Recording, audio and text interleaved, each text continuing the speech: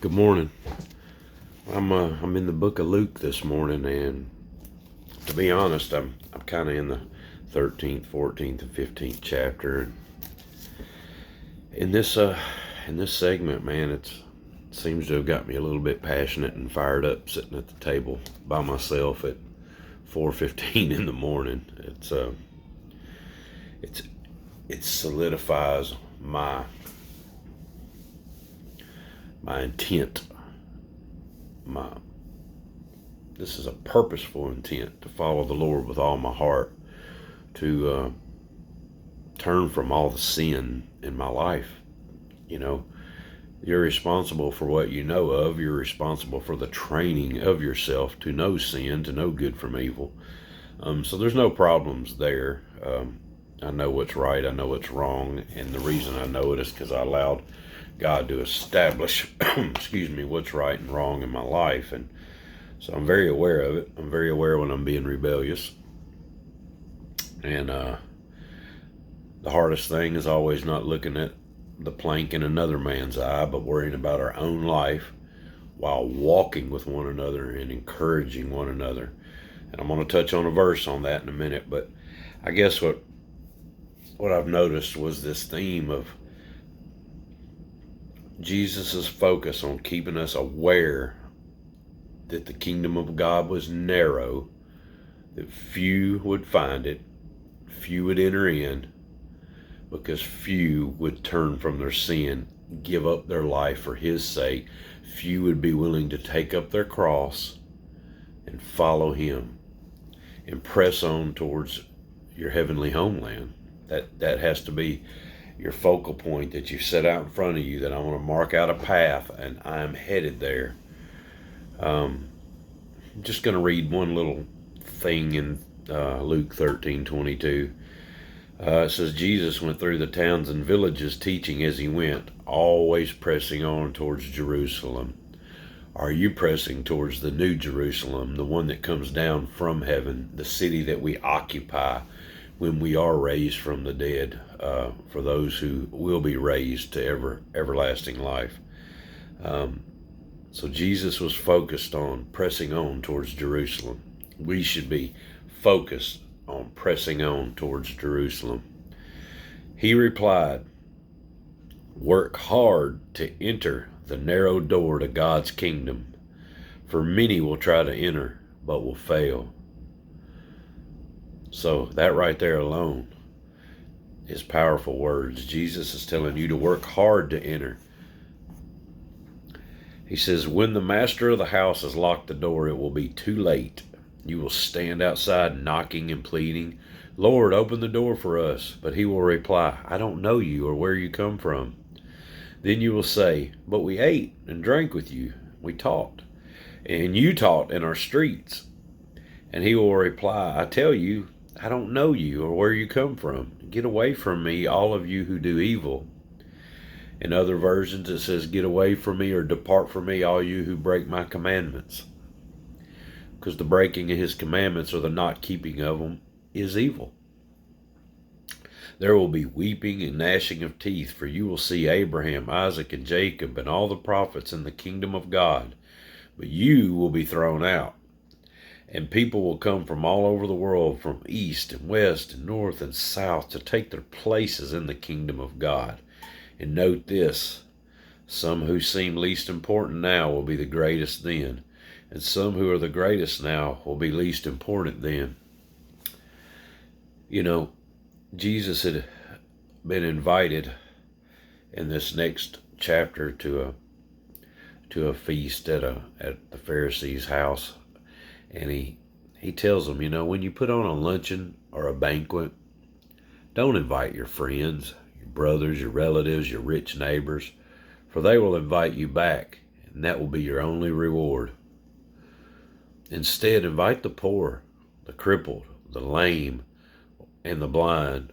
Then at the resurrection of the righteous, God will reward you for inviting those who could not repay you. You know, when it comes to reaching out to people like this, they are a lot of trouble. You know, those who are struggling in life, those who we tend to blame that it's their fault because they keep making the same mistakes, or those who do have physical problems or handicaps, those who cannot repay you. That's a lot of trouble. Trust me, I know. I've had the same thoughts. But this right here is where Jesus wants our focus, on those who can't repay you, who you can get nothing from except to love them, to encourage them out of the hole or the place they're in, out of their place of loneliness. So that right there itself would be a good focus. But I'll tell you, all of that reminded me of why teaching like we're hearing right now, right here, why we don't hear that just being the full brunt, full focus of many of our sermons at our churches that we sit under.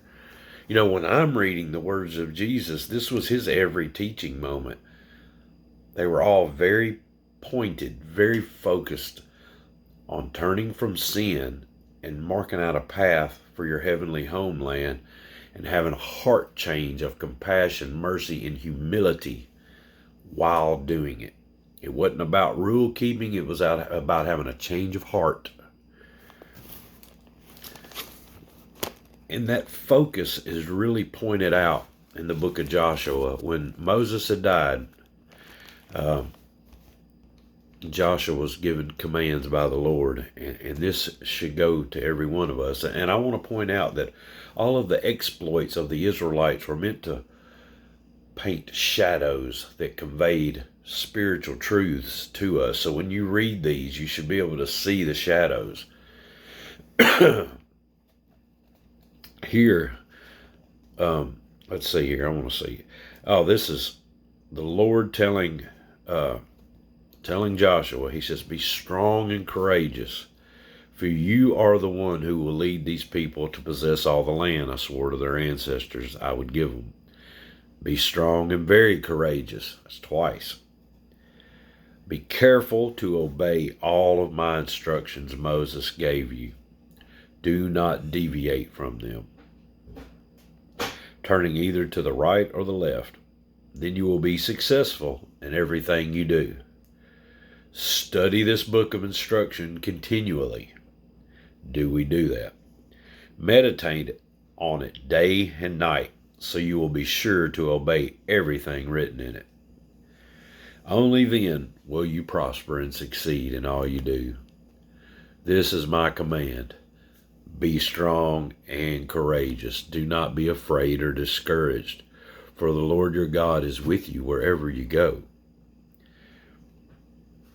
I want to read one more little portion to you, and this next portion is why we need each other. This is a picture of each other, whether you go to a denominational church or whether you just at least meet with other believers for the purpose of strengthening and walking together. We need this, and I'll show you why. He says, "But you're strong warriors, fully armed." So you men and women who are strong in the Lord and are fully armed, I want you to hear this. "You must lead the other tribes across the Jordan to help them conquer their territory." What territory? Jesus came to deliver us from the bondage of sin, conquering our flesh. Once you conquer your flesh, sin has no power over you. Once we've crucified this thing and put it to death with each other's help, lovingly, but not giving in, not changing the Lord's standards in any way. He said, "Stay with them until the Lord gives them rest, as he has given you rest, and until they too possess the land the Lord your God is giving them." So there you go. That's your orders. Be strong, be courageous, be fully armed, and lead the other tribes to conquer their territory too. So we're going to help each other conquer our sin, conquer our territory. We're going to study the Word of God together. We're not going to make excuses of why this does not apply to us. We're just going to say, "Yes, Lord," as we open it and read it. We're going to say yes. We're going to be humble. We're going to be like children when we come before the Lord. I love you guys. Have a good day.